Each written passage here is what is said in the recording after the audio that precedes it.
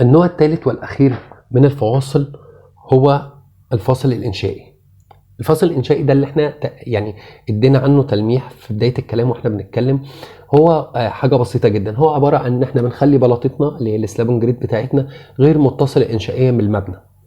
ان احنا بنفصل ما بين السلابون جريد والعمود، السلابون جريد والحيطة، السلابون جريد واي حاجة هتقابله بنفصل ما بينهم.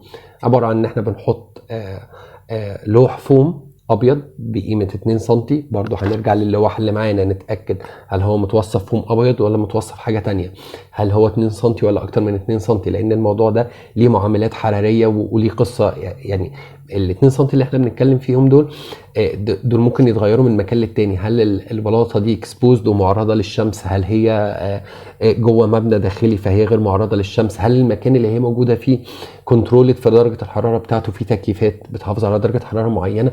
فالارقام دي هتلاقيها متغيره معاك من مشروع للتاني ومن حاله للتانيه حسب كميه المتغيرات اللي بتاثر على البلاطه، درجه حراره نهار وليل وكل الكلام ده، هل هي مكشوفه للشمس، هل هي غير مكشوفه للشمس.